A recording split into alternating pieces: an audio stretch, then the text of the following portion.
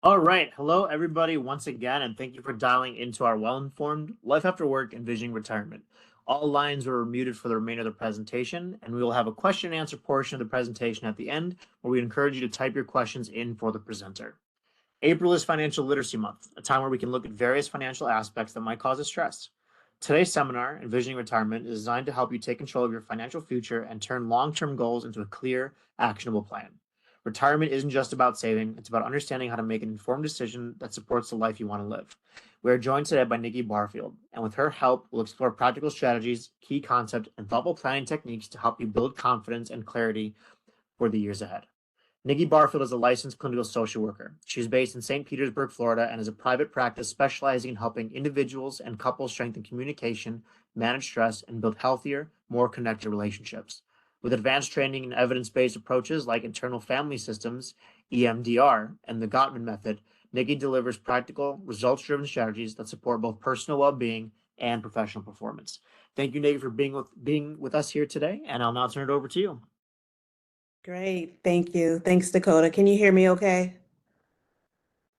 Yep, we hear you well. All right. Well, thank you so much, everyone. Thanks for everyone joining. Good morning to everyone. First, I just want to, before I get started, just thank Dakota as well as Robert for hopping on early to help me with some technical support. And also, I think Jessica might be on, but Jessica Gregory, the wellness manager, for the invitation to be able to present to you all today. Before we get started, I feel like I need to name that this particular topic for me is actually a lived experience. Believe it or not, I actually am retired. I'm semi-retired. So when I saw the topic, I was like, wow, this is a great way for me to refresh. Did I do everything right? And what more do I need to continue to do? Because I am an early retiree. So I'm really, really excited to be with you all today. Um, so I want you to just take a second and think about your why. Like if you came here today, you may be either nearing retirement or you might just want more information on what it takes to get there. Thinking about retirement is very significant and in fact it's life-changing. So you want to make sure you're taking the right steps to carefully plan in a variety of areas.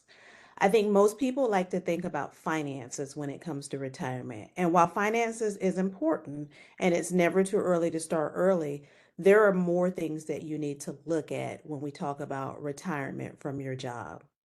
So, what we're going to do today is we're going to explore what retirement looks like for you. We're going to review steps you can take to help prepare for a successful retirement. We're going to discover tips on finding meaningful time in your retirement years. And we're going to learn how to manage your transition as well as learn more about your EAP benefits that may help you in your preparation stage. So, if you feel okay with it, if you can put in in the chat, I'm curious, what thoughts come to your mind when you think about retirement? When you think about retirement, if you can just throw it in the chat, what thoughts come to mind?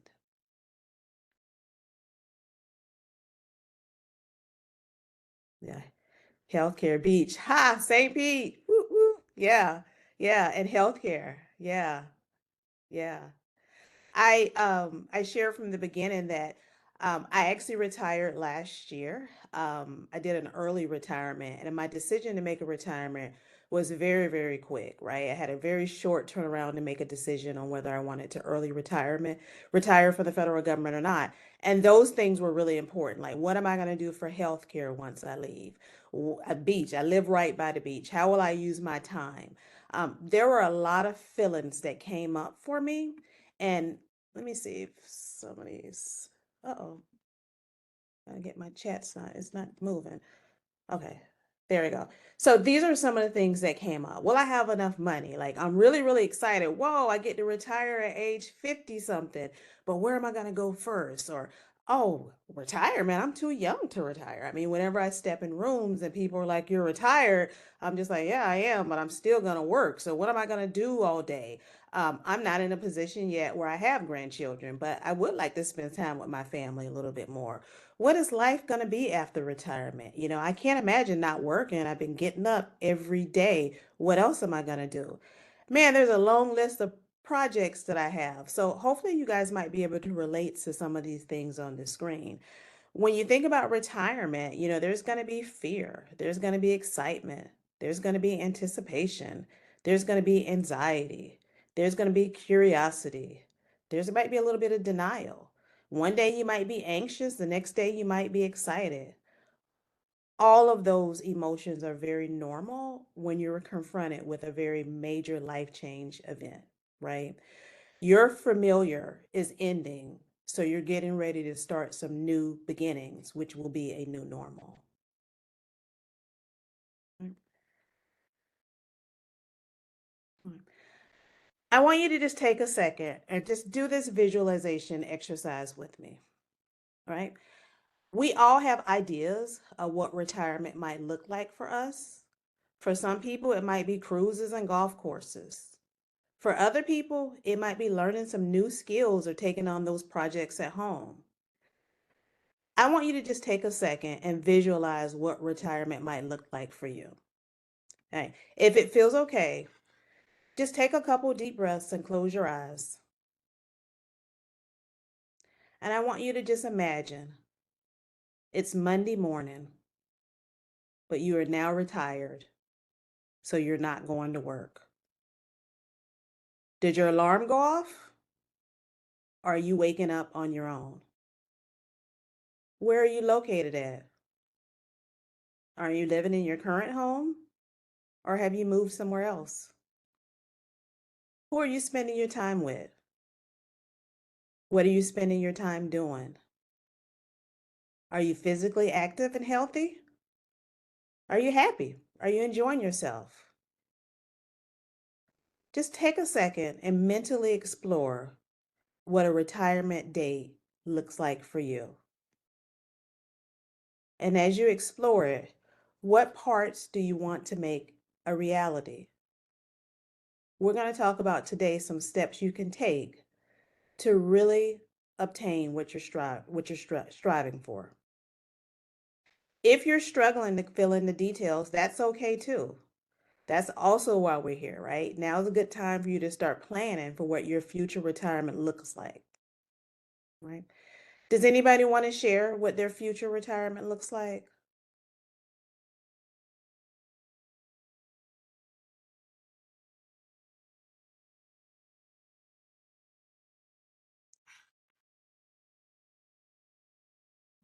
I'll share mine. I'll share mine.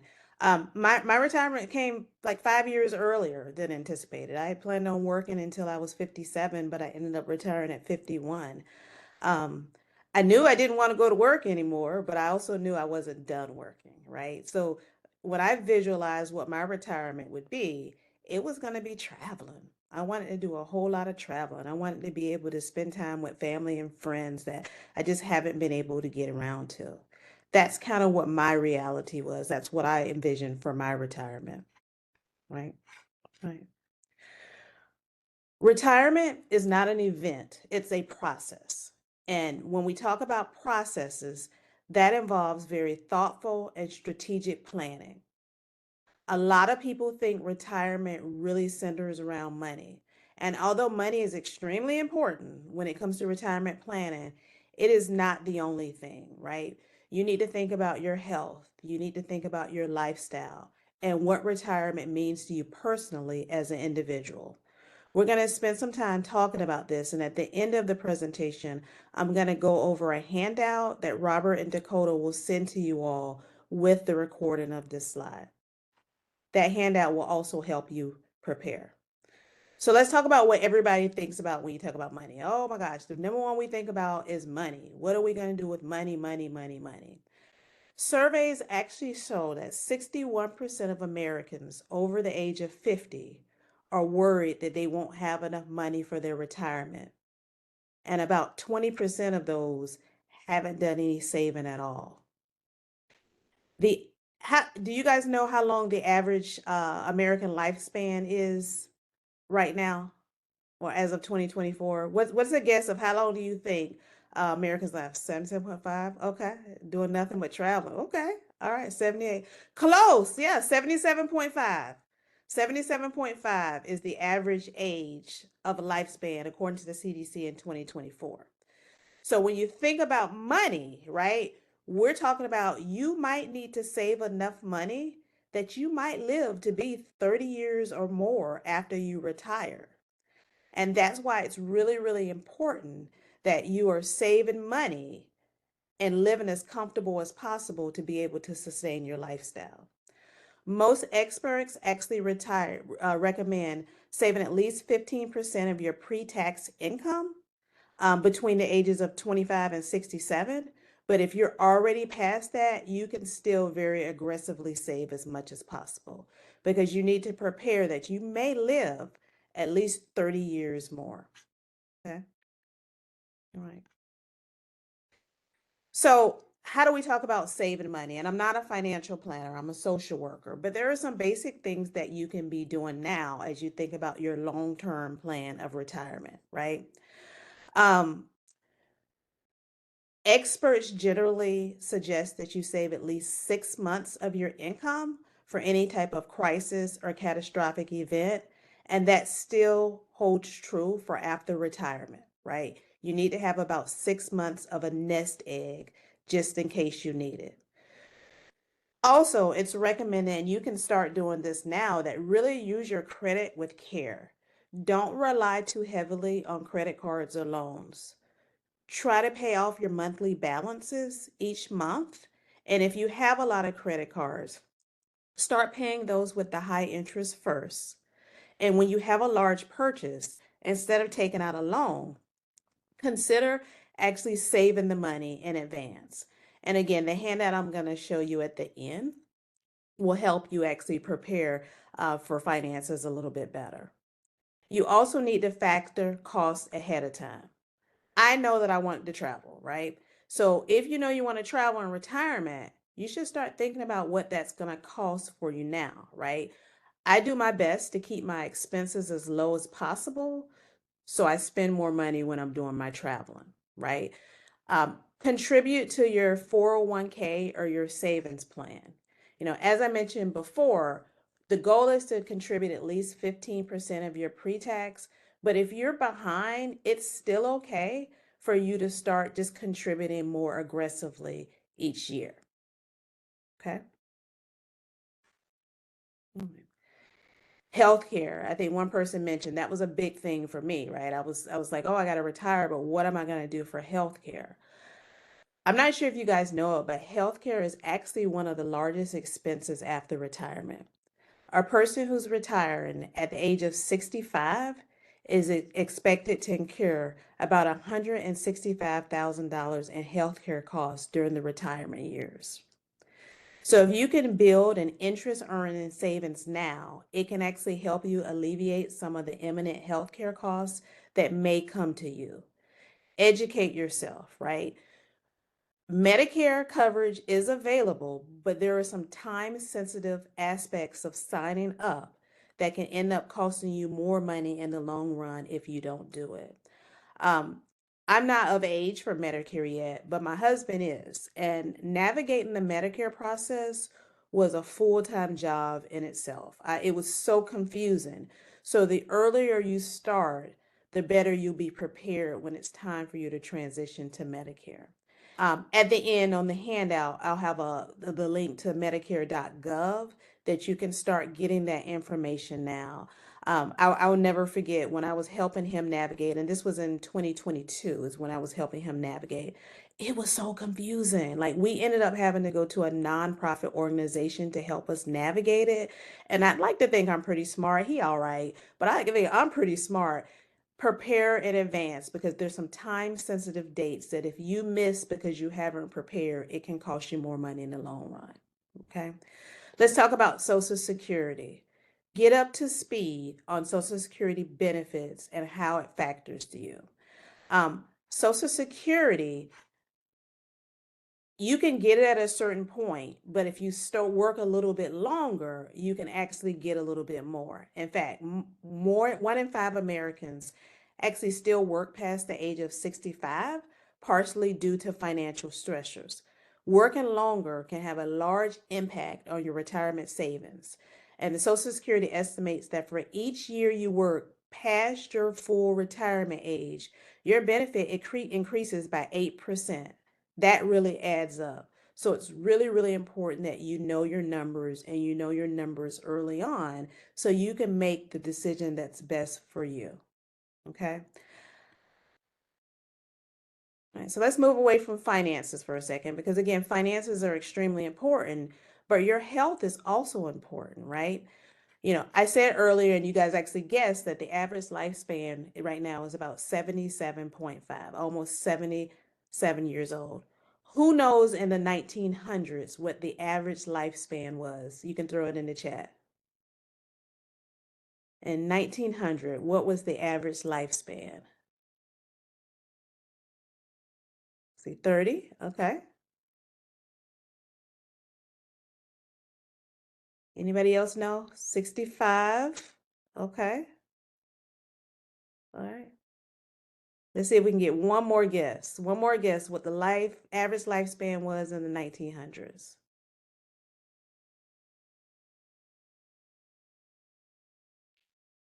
Anybody? You can guess again too. No one's gotten it yet. Let's see if we can get one more. 85. 85 and 50. All right. The 50 is the closest. 50. Oh, 47. There you go. Yeah. Burma. Burma's right. The average lifespan in 1900 was 47 years old. And what I talked about earlier, if the average lifespan now is 70 something, you can reasonably expect to live 1 to 2 decades more than you thought, right? So the reality is the healthier you are, the longer you may live, right? And we all know that being healthy has an effect on health issues, particularly as we age, but it also affects you mentally, right? So I want you to take a second and think back to that visualization exercise that we did, right?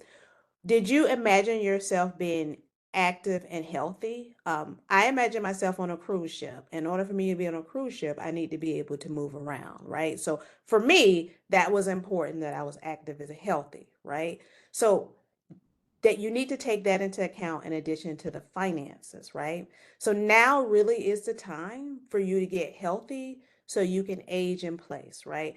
I don't think anybody visualized, I could be wrong, but I don't think anybody visualized themselves in a nursing home or an assisted living facility needing to be dependent on others, right?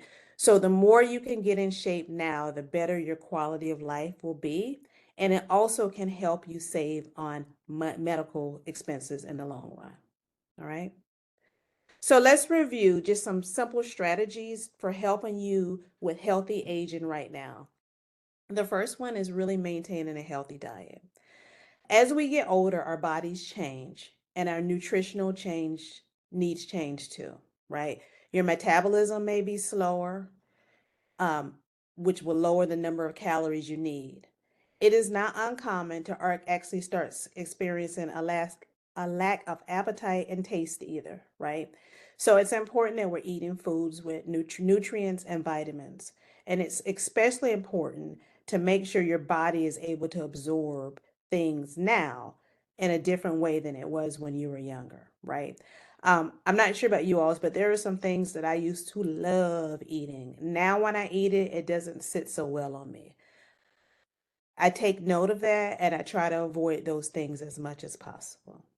If you're not exercising regularly, you really should start doing so. Regular exercise actually reduces the risk of many serious conditions. We know heart disease, diabetes, obesity, and even some cancers. But as I said earlier, did you know it also helps you improve your mental health? It helps you improve your sleep. And studies show it also can help you ward off signs of dementia, right? It also can help you manage your stress. Research has shown that stress can contribute to your biological age versus your chronological age, the number of years being alive. It can cause damage and inflammation that accelerates the aging process. So take time to relax, to get away from the things that are causing you stress. Try to focus on the positive of your life and surround yourself with people who are very supportive and encouraging. Getting a good night's sleep also affects your health. Sleep patterns also change while we're age, but that doesn't mean that your sleep quality has to suffer. Sleep is virtually important to all ages because it helps you restore your energy levels, it boosts your immune system, and improves your mood, and it promotes your brain health. So if you're having problems sleeping, talk to someone. It doesn't have to be that way. Talk to your medical provider and let them know you're having problems to see if we can get ahead of the game. Because I just talked about how it actually affects you physically as well as mentally. Okay. The next part is what is it that you want to do? Right now, you all are spending 8 or more hours a day at work, and that's not including any kind of commute, any type of overtime. So you're basically going to have an extra 8+ hours a day. What will you do with those 8 hours? What will you do when every day is actually a weekend? There was a Gallup poll, and it said that seniors, those are over 60, spend more than half of their 7 hours of leisure time in front of a screen, averaging 4 hours and 16 minutes, mostly watching TV and videos. Is that how you want to spend your life? If so, that's fine. But after years of working, we want you to get a break. We want you to find a way to use that newfound freedom in ways that helps you find activities that you find personally fulfilling and meaningful, right? What are some things that you would love to do when you're no longer working? What are some ideas that you have of some things you would love to do when you're no longer working?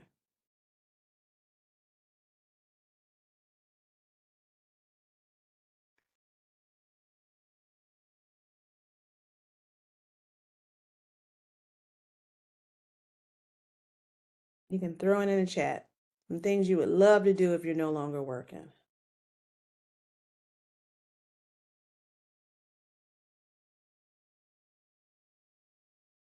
I'll share one of mine.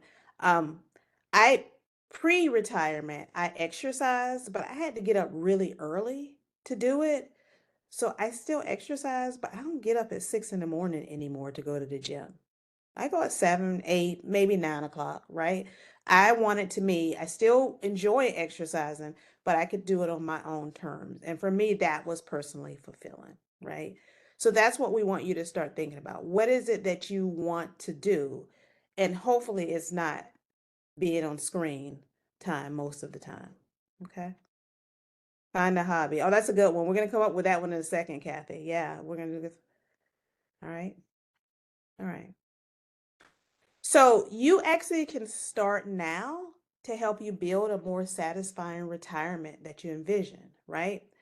Before beginning, I want you to ask yourself some basic questions and really take the time to think about the answers, right? Who do I want to spend my time with? What do I want to do? How will it add value and meaning to my life? Where should home be? You can use those answers to start shaping your retirement vision, right? Let's talk about relationships. Many retirees feel that spending time with family is important for a successful retirement. But how can you make that happen? If you have grandchildren, maybe you can take care of your grandchild one day a week or plan a monthly meal as a family. Make a commitment to regularly connect with friends who have common interests and who you enjoy spending time with, right? Social media is actually making it very easy for you to reconnect with friends you've lost touch with over the years. You also can take the time to rekindle your romance with your relationship and your partner. Planning retirement together can actually be a bonding moment and exciting together. When we talk about your interests, think about what your personal interests are, right? You might not know what you enjoy, but you can think about your strengths and what you have accomplished. What are you good at?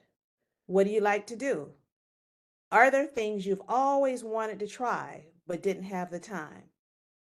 With the wisdom of experience and years and responsibility behind you, you can take the time to focus on your own wishes and dreams and set the wheels in motion. Now's the time where you can take that class, you can join a group, you can take on a project. You can start doing these things now in small doses. And as time, you can start increasing your involvement as you get closer to retirement. Let's talk about your living arrangements. When we did that visualization exercise, where were you living at? Were you living at your current home? Were you on the road? As I said earlier, hopefully you weren't in a nursing home or ALF. But deciding where you want to live may, in fact, be dictated by your health and finances. But again, if you start planning now, it can actually help you make your dream a reality. Perhaps you'd like to invest in a summer home in another state or even another country. Maybe the open road is calling you and you can start investigating RV life. Or maybe the peace of mind of a retirement community makes sense. You can start having conversations with your partner if you have one and explore those options so when it's time, you can make sure that you're in the right spot. This is a big one for me is how will you use your time? Now you have 8+ hours a day. Volunteering is an option, right? It's actually a big role in the lives of many retirees because it has many benefits. Research shows us that those who volunteer themselves are happier than those who don't. They also find that volunteering is really, really good for your physical health. Volunteer opportunities can actually run the gamut from short term commitments to long term commitments, right? But you get to decide. You get to decide. Unlike building a career, you can set the schedule and the time commitment and the focus. So if there's a cause you have always wanted to support, go for it. If you love theater, you could be an usher at a performing arts center. You can tutor at a local school. You can clean the parks. It's a great way to stay busy, feel needed, and do something that you believe in on your own terms. Not only are you doing good for others, but you're also doing good for yourself, right? The next one is working. That's kind of where I am right now. I wasn't ready to stop working. Most retirees aren't ready to start working, right? We just want to work on our own terms, right? So if you plan to get in that direction, start laying the groundwork now, right? Many think about the part-time benefits because it fills their days, it gives them extra money, and it gives you a chance to enjoy intellectual stimulation and social interactions with employment brings, right? You also might be a lifelong learner, right? Lifelong learning programs are great ways to gain knowledge and explore new interests in ways it were not possible when you're trying to juggle work schedules and family obligations. A lot of colleges and universities offer a whole multitude of courses for continued learning. It's usually learning at your own pace, and you can pick topics that matter to you. There's no tests, no grades, just you exploring what matters to you, right? And again, on the handout I'll show you in a little bit, it'll give you some resources that you might be able to plug in to start looking at that lifelong learner, right? So, who are you? Many people lose their identity once they stop working. It is not uncommon for a retiree to look into the future and wonder what their purpose is for now. Who are they without their business card or their title? Most Americans actually start working at the age of 18 or even earlier. So that results in about 40 to 45 years in the workforce before retirement. That adds up to similar routines and a focus on work. It's decades of structured days and structured weeks. Over time, your sense of who you become becomes synonymous of what we do. The question of who are you is usually answered by your job title. I'm a programmer. I'm a receptionist. I'm a social worker. So, what happens to your self identity when your days lie ahead of you and they're unstructured and wide open every day? every week, every month. When you lose that structure and your job title is gone, your perception of who you are as a person and your sense of worth in society can shift. While retirement offers a wonderful time for leisure, it's also a chance for you to find new direction, purpose, and meaning. What will get you up in the morning? What will energize your life and spirit? What will propel you to explore this new stage in your life? Who will it be? So, how do you discover your purpose? First off, it's important that you first recognize that retirement really is a major life change, and major life changes can be hard. It's 100% normal to have struggles during this change. Change, it's a process that can take time. The first thing you can do is you can acknowledge the feelings, right? If you're feeling a little bit off because you retired, it's okay to say so, right? You've been working decades and now you're retired. There is a sense of loss. You might grieve not only the tangible things such as income, coworkers, and duties, but you might also grieve the intangible things that are part of your work self, such as your identity, value, and status. Acknowledge those feelings and that loss.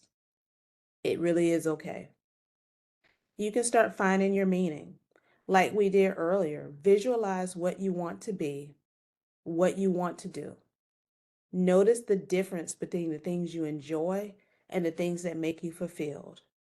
You may enjoy being a grandchildren's babysitter, but being a permanent babysitter doesn't have to be your role as a retiree unless you want it to be. Figure out what's meaning for you and do not be afraid to set boundaries. I'll say that again. Figure out what's meaningful for you and do not be afraid to set boundaries.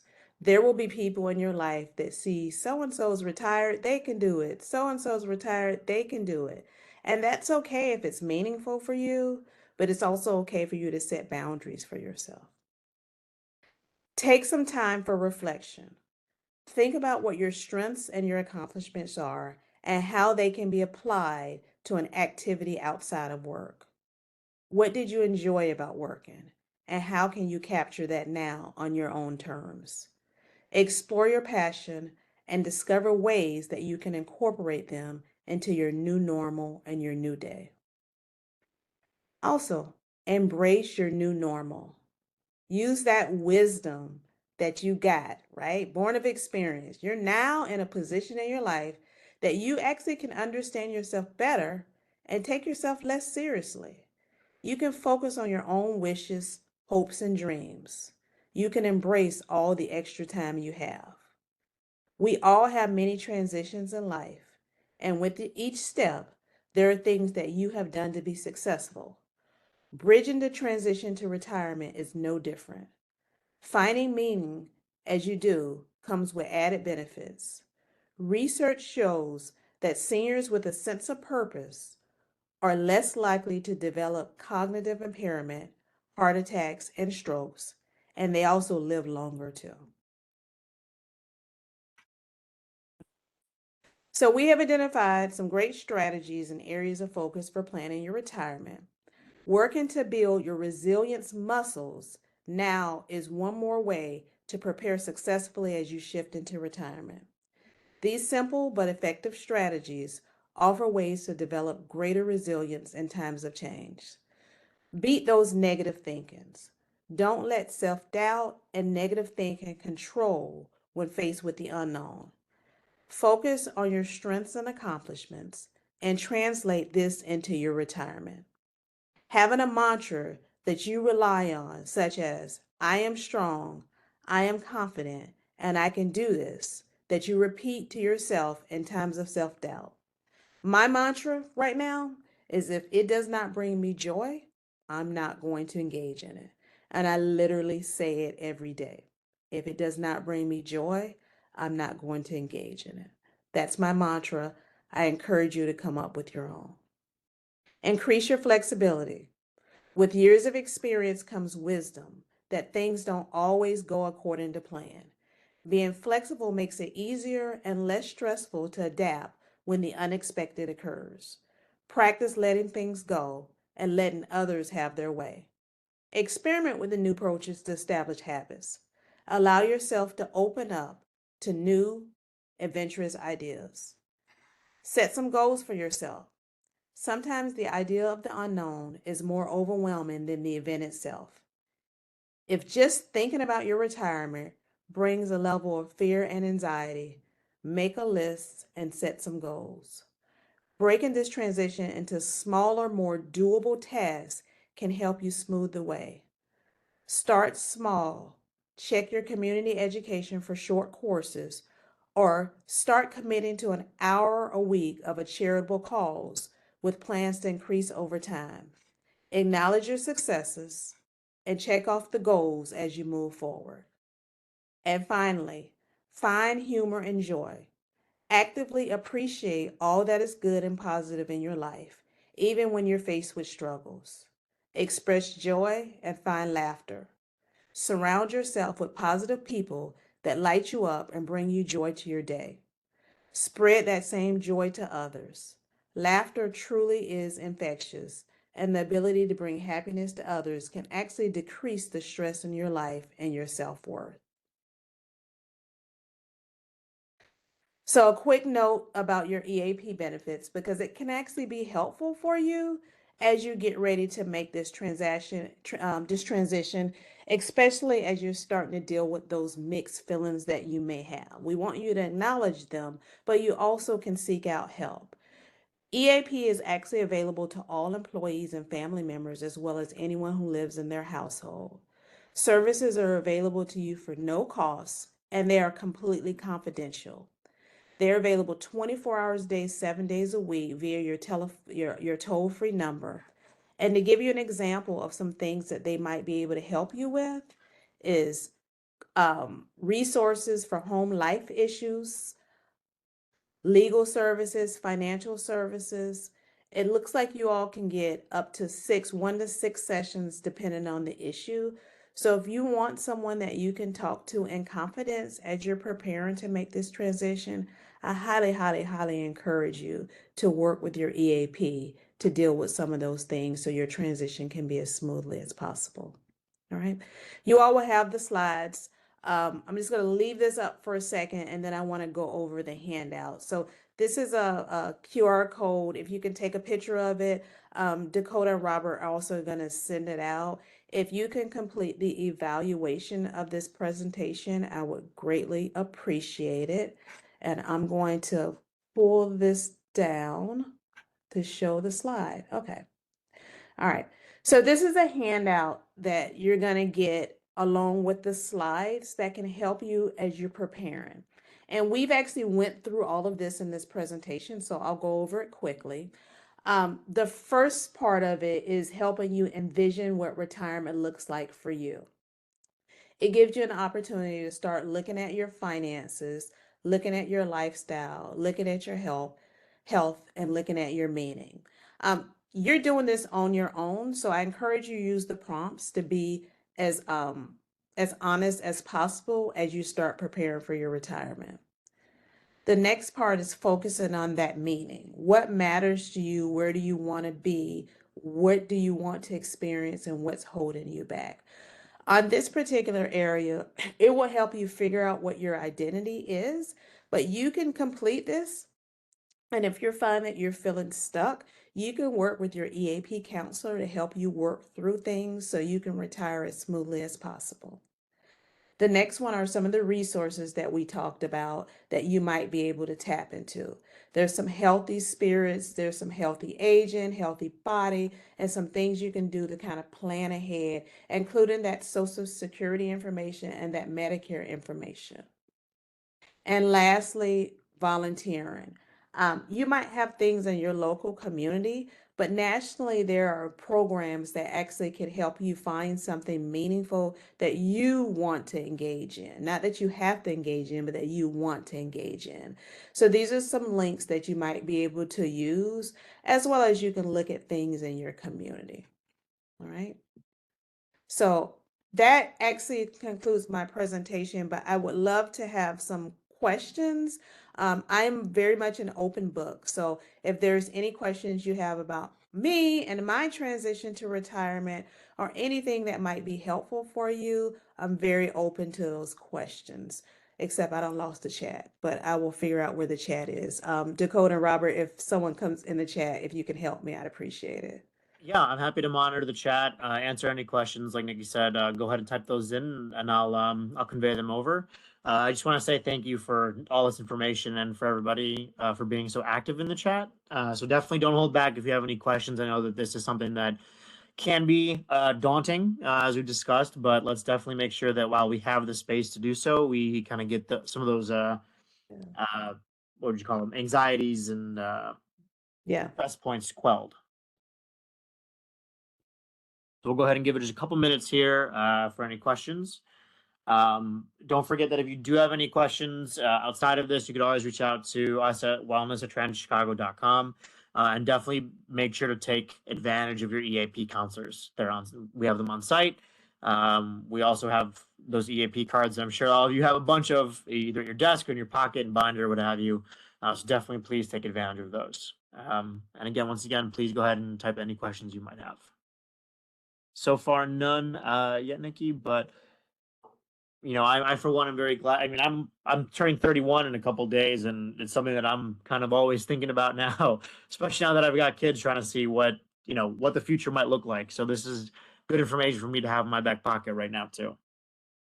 Yeah, I'll just name Dakota. Like, I just remember, and I think most of the participants might be able to relate to this. When I first started my career, my first after I got out of college, my first job, I was broke, right? I was broke. The student loans were coming in, and I remember filling out my paperwork about the retirement. And the thought of putting in all this extra money for retirement just wasn't happening, right?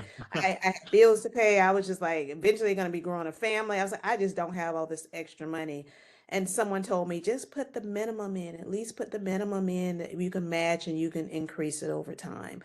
Um, Fast forward to now, I'm very grateful that I did that, and I eventually did increase it because when I pivoted to retire very early, I was just like, whoa. And while I can't access that yet without like some penalties because I'm not of real retirement age, my opportunity to grow that now is gone, right? Unless I just move it to another fund. So I'm glad I've had that comfort and was able to kind of live very comfortable without the credit card debt and all that. So I was able to make that pivot. So it's not too late, right? You just need to know what you're working with so you can plan accordingly, right?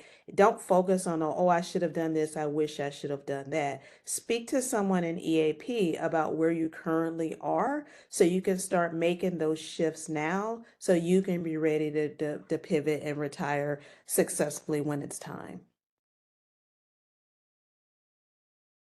Awesome. And it looks like so no questions for us, Senik, it looks like. But once again, I really want to thank you for your time today and sharing your experiences. And you could definitely hear the passion as you were educating us all on this topic. Um, if everybody has any questions, please again feel free to reach out to Wellness. Definitely fill out that survey link, and you'll be receiving those handouts and also the live recording again from either myself or from Rob. But other than that, I hope everybody has a wonderful weekend. Stay safe and enjoy. Nikki, safe travels as Thank you you. come back All from right. Rhode Island. Thanks, everyone. All right. Bye bye. Take care.